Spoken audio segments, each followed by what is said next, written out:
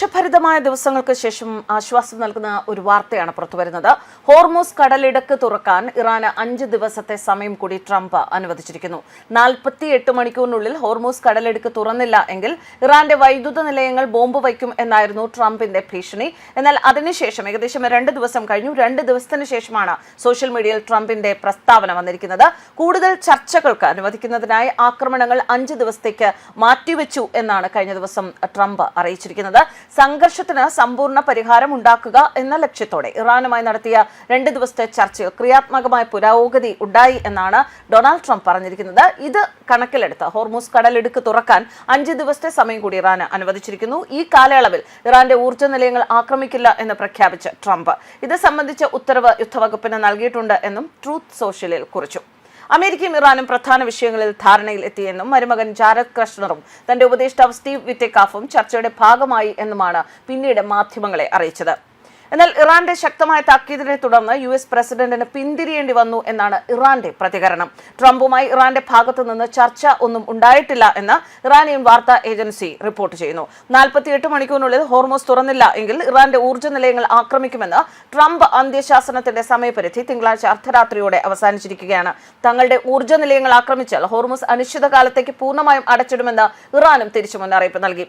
ആക്രമിക്കാൻ സാധ്യതയുള്ള പശ്ചിമേഷ്യയിലെ ഊർജ്ജോൽപാദന കേന്ദ്രങ്ങളുടെയും കടൽവെള്ള ശുദ്ധീകരണശാലകളുടെയും പേരുകൾ ഇറാന്റെ ഫാർസ് വാർത്താ ഏജൻസി കഴിഞ്ഞ ദിവസം രാവിലെയാണ് പുറത്തുവിട്ടത്. മിഡിൽ ഈസ്റ്റിലെ നമ്മുടെ ശത്രുതയ്ക്ക് പൂർണ്ണവും സമ്പൂർണവുമായ പരിഹാരം കണ്ടെത്തുന്നത് സംബന്ധിച്ച് കഴിഞ്ഞ 2 ദിവസങ്ങളിലായി അമേരിക്കയും ഇറാനും തമ്മിൽ വളരെ നല്ല രീതിയിലും ഫലപ്രദവുമായ സംഭാഷണങ്ങൾ നടന്നു എന്ന് അറിയിക്കുന്നതിൽ തനിക്ക് സന്തോഷമുണ്ട് എന്നാണ് ട്രംപ് ട്രൂത്ത് സോഷ്യൽ എന്ന പൂർണ്ണമായ പോസ്റ്റിൽ എഴുതിയിരിക്കുന്നത്. എന്തായാലും ഇതിൽ എന്താണ് സത്യാവസ്ഥ എന്നുള്ളത് അറിയുന്നില്ല.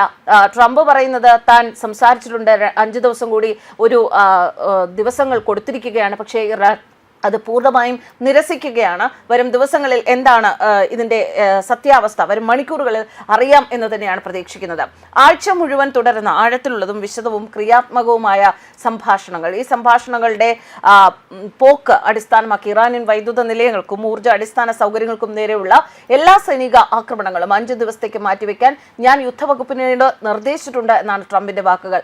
ഇത് നടന്നുകൊണ്ടിരിക്കുന്ന യോഗങ്ങളുടെയും ചർച്ചകളുടെയും വിജയത്തിന് വിധേയമാണ് എന്നാണ് ട്രംപ് പറഞ്ഞത്. ഇതിനു മുൻപും ട്രംപ് പല അവകാശവാദങ്ങളും നടത്തിയിട്ടുണ്ട്. ഇന്ത്യയും പാകിസ്ഥാനും തമ്മിലുള്ള യുദ്ധം ഇല്ലാതാക്കാൻ ഓപ്പറേഷൻ സിന്ദൂർ സമയത്ത് അവിടെ താൻ ഒരു ഇടനിലക്കാരനായി പ്രവർത്തിച്ചു എന്ന് മട്ടിലുള്ള പലവിധ പ്രചാരണങ്ങൾ ഇതിനു മുമ്പ് ട്രംപ് നടത്തിയിരുന്നു. പക്ഷെ അതിലൊന്നും യാതൊരു കഴമ്പും ഉണ്ടായിരുന്നില്ല. അതുകൊണ്ട് തന്നെ ഈ പ്രസ്താവനകളിൽ എത്രമാത്രം ശരിയുണ്ട് എന്നത് കാത്തിരുന്ന് അറിയേണ്ട സംഗതിയാണ്. ട്രംപിന്റെ വാദങ്ങളെ തള്ളി തന്നെ ഇറാൻ രംഗത്തെത്തി. ഇത്തരത്തിൽ ചർച്ചകളൊന്നും നടന്നിട്ടില്ല എന്നാണ് ഇറാനിയൻ മാധ്യമങ്ങൾ പറയുന്നത്. ഹോർമൂസ് കടലെടുക്ക് ഒരിക്കലും യുദ്ധത്തിന് മുൻപുള്ള രീതിയിലേക്ക് മടങ്ങില്ല എന്നും ഊർജ്ജ വിപണിയിലെ അശാന്തി അവസാനിക്കില്ല എന്നും മുതിർന്ന ഉദ്യോഗസ്ഥർ അറിയിച്ചതായി ഇറാനിയൻ മാധ്യമങ്ങളിലെ റിപ്പോർട്ടുകൾ സൂചിപ്പിക്കുന്നു.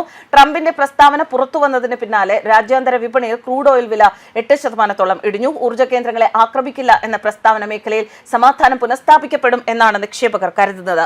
വിപണിയിലേക്കുള്ള ക്രൂഡ് ഓയിൽ വിതരണം സാധാരണ നിലയിൽ ആകുമെന്നും പ്രതീക്ഷയുണ്ട്. WTI ക്രൂഡ് ബാരലിന് 7% ഇടിഞ്ഞ് $91 ബ്രെന്റ് ക്രൂഡ് 7.5% ഇടിഞ്ഞ് $103 മർബൻ $137 എത്തി. സ്വർണ്ണവില കയറ്റത്തിൽ തന്നെയാണ്. നേരത്തെ ഔൺസിന് $4200 താഴെ എത്തിയ സ്വർണ്ണവില ട്രംപിന്റെ പ്രസ്താവനയ്ക്ക് പിന്നാലെ തിരിച്ചു കയറി. നിലവിൽ ഔൺസിന് $4474 വ്യാപാരം പുരോഗമിക്കുന്നത്. നിലവിലെ ട്രെൻഡ് തുടർന്നാൽ അധികം വൈകാതെ ഔൺസിന് $4500 തിരിച്ചെത്തും. രാജ്യാന്തര തലത്തിൽ ഓഹരി വിപണികളും കുതിപ്പിനുള്ള ഒരുക്കത്തിലാണ്. US ഓഹരി വിപണിയിലെ ഫ്യൂച്ചർ വ്യാപാരം 2% കയറി എന്നാണ് സൂചന. ഗിഫ്റ്റ് നിഫ്റ്റി 800 പോയിന്റിന് മുകളിൽ ഉയർന്നു. ഇന്ത്യൻ ഓഹരി വിപണി നേട്ടത്തിൽ വ്യാപാരം തുടങ്ങും എന്നതിന്റെ മറ്റൊരു സൂചനയാണ്. അതേസമയം മേഖലയിലെ ചില രാജ്യങ്ങളുടെ ഭാഗത്തു നിന്ന് സംഘർഷം ലഘൂകരിക്കാനുള്ള നീക്കങ്ങൾ നടക്കുന്നുണ്ട് എന്ന് ഇറാൻ സൂചിപ്പിക്കുന്നു.